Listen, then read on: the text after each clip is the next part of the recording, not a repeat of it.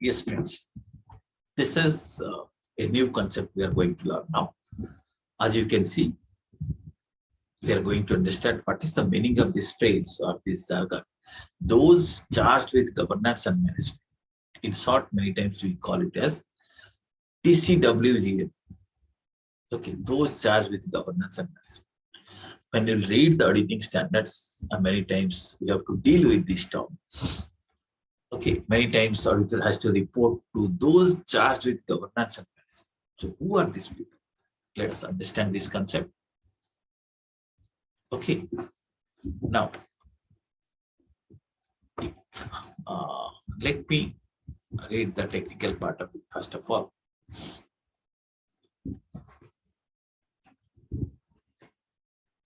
And in order to understand this particular concept, we have to refer to Standards of Auditing 260, that is communication with those charged with governance.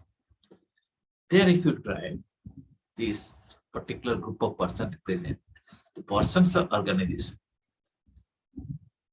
Example, a corporate trustee with responsibility of overseeing the strategic direction of the entity and obligations related to accountability of the entity. So broadly, if you have to see, these are the group of people who are entrusted with the responsibility of overseeing the strategic direction. Okay, so you can say, let us say, board of directors are deciding the broad strategies and they are overseeing the strategic direction of the entity. You can say board of director or the governing body of an entity. You can say these are, that means to those charged with governance and management, because they are overseeing the strategic direction of the entity, and they have also obligations related to accountability of the entity. They have that responsibility as well as accountability. Okay, and this process of overseeing includes financial reporting process. That means these are the group of people who are also overseeing the financial reporting process. Okay. For some entities, those charged with governance may include management personnel. For example, executive member of a governance board of a private sector company may be treated as a person or may be treated as a part of the group who what we call it as those charged with governance, because he is having the responsibility of overseeing the strategic direction, and he is also having responsibility, he is also having accountability towards entity.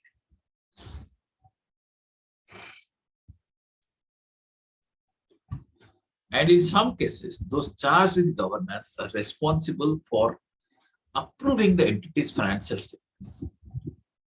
The financial statements are approved by directors. So in many cases, those who are charged with the responsibility of approving the financial statement are the people who are charged with governance.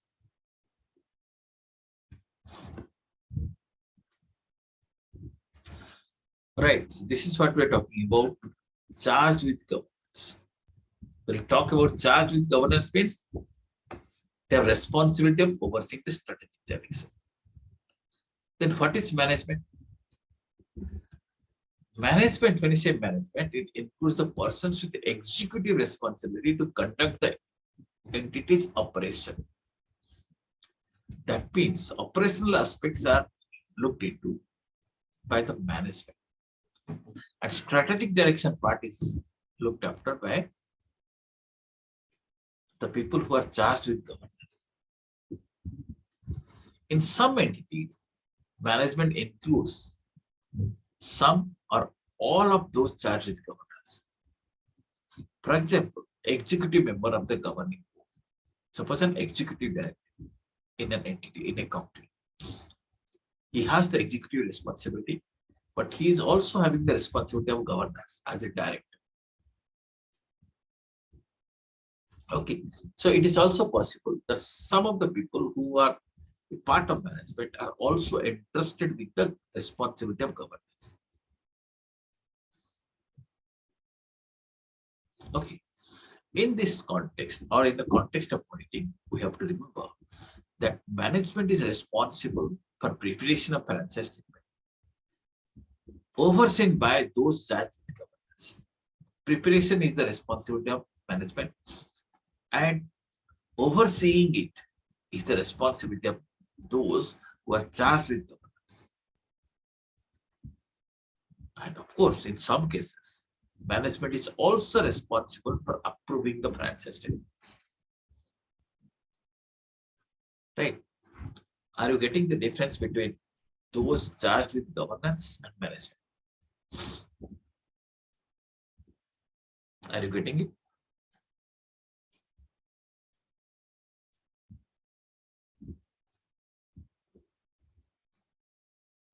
So can you explain management again? Friends, again I repeat, we are talking about two things. A group of people who can say those charged with governance, and again management. Okay, you can say TCWG. Second one is management, you can say. Sometimes when both the parties are involved, you can say TCWG and M. Okay. So let us try to identify who are the people who are charged with governance and who are the people who can be referred to as management. So normally you see the in an entity, people who are charged with this executive responsibility, that means they have to execute the thing. You can say they are the part of management. And those who have the responsibility of overseeing the strategic direction, you can say they are responsible, or they are having the responsibility of governance, those charged with governance. So in a typical organization, to give an example, you can say board of directors maybe may form a part of those charged with governance. But an executive director or a general manager, you may call as management. Suppose sometimes our auditing standards say you have to report to the management. That means you need not report it to those who are charged with governance. But when the standard says that you need to report this thing to those charged with governance, that means you need not report it to the management. You have to report it to the people who are charged with governance. Okay? Are you getting the point? Yes, sir. Now, friends.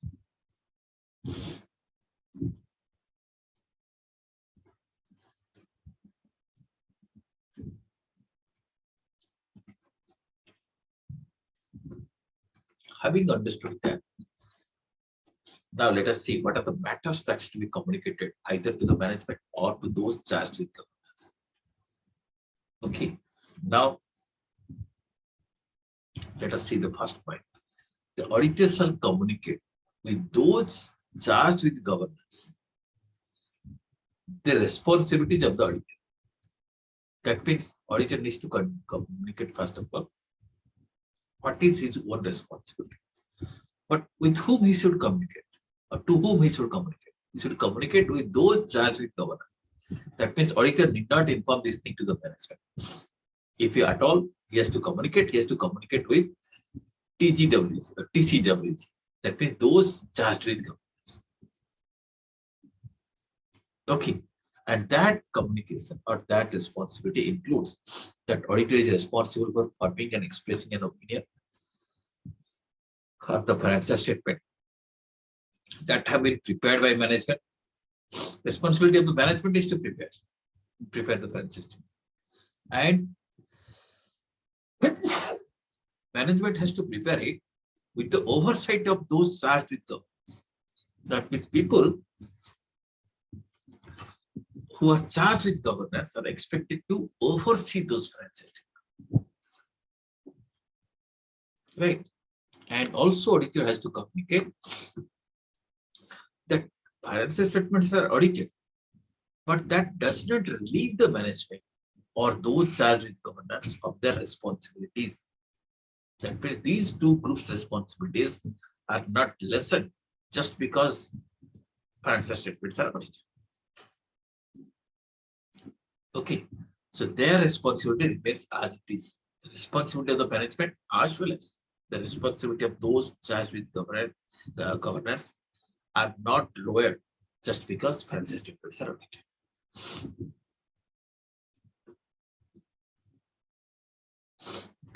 And auditor need to communicate to those charged with governance an overview of the planned scope. What is the scope of audit and what is the timing of it? Both the things need to be communicated to those charged with governance. Okay. So in this particular standard, there are various paragraphs which deals with what are the things to be communicated with those charged with governance. For example, auditors view that significant quantitative aspects of entities' accounting policies, including accounting practices, including accounting policies, accounting estimates, financial statement disclosures. Auditors may have some view on it, and those views, let us say auditor is not agreeing, auditor is suggesting some improvement in the areas of accounting practices, accounting policies or estimates, or the items which are disclosed, then those things need to be communicated with the people who are charged with governance. Okay. And when applicable, the auditors are explained to those charged with governance why auditor considers a significant accounting practice that is acceptable under the applicable financial reporting framework may not be most appropriate to particular circumstances of an entity. In case auditor feels that a significant accounting policy which is normally acceptable, let us say normal accounting policy is to recognize revenue in a particular way, but that may not be appropriate in a specific situation. So that fact, auditor needs to explain to those charged with governance.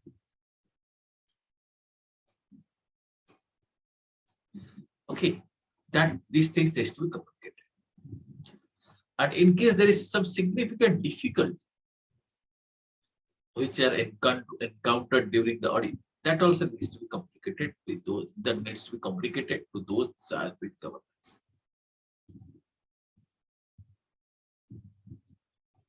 Okay, and unless all those who are charged with governance are involved in managing the entity, as you know earlier, there is maybe possibility that some of the people who are a part of management may also form a part of those charged with governance. But unless all of them are, let us say, all of those charged with governance are involved in managing the company, auditor needs to communicate these things. 3 items, as you can see: material weaknesses, if any, in design, implementation, or operating effectiveness of internal control. So if there is some weaknesses in the internal control, that needs to be communicated. Or significant matters, if any, arising from the audit, which are discussed or subject to correspondence with management. All significant matters also need to be communicated. Written representation, the auditor is requesting. If auditor has requested something through written representation, that also needs to be communicated. Okay, that means whatever auditor is interacting in these areas with the management also needs to be communicated to those who are charged with governance. In addition to that, other matters arising from the audit, that in auditor's professional judgment is significant to the oversight of the financial reporting process. If some matters like this, which auditors face, is significant, that also needs to be communicated to those charged with governance. Okay. And in case of listed entities, some additional things needs to be communicated. We'll not see that thing in detail. How that has to be communicated. The communication process is explained in the standard itself. Okay, in which form, what is the timing, and what should be the expected content in the communication, that is explained. Normally, briefly, if you talk about, the auditors should communicate in writing with those charged with governance regarding significant findings from the audit. Okay. Oral communication is normally inadequate. That should be avoided. Okay, so here you have to keep in mind that only significant matters need to be communicated.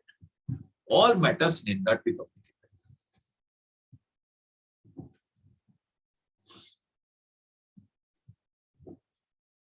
Okay. When it is to be communicated, the standard says on timely basis. On timely basis means as and when some point comes to auditor's mind, auditor feels that needs to be communicated. He did not wait till the end of the audit. He did not wait till the time he issues the report. Prior to that, as early as possible, that needs to be communicated. That is why it is said on time basis.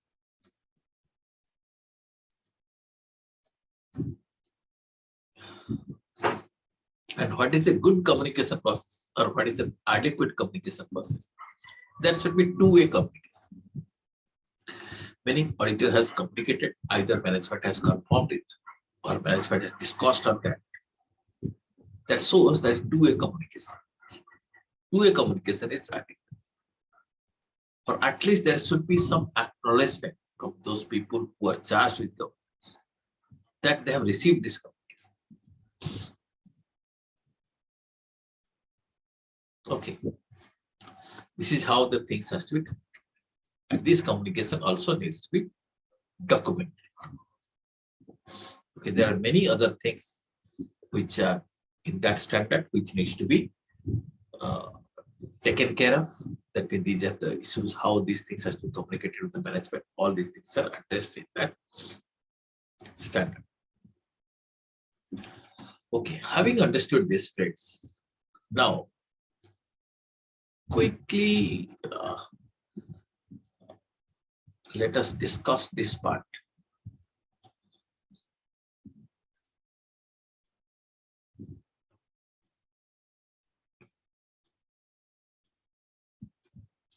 Basic principles governing an audit.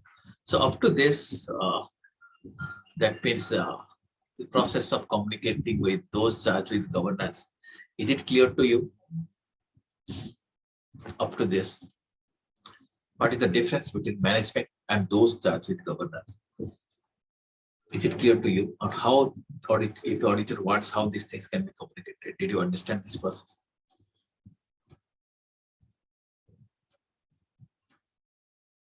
Yes, sir. Okay. Thank you.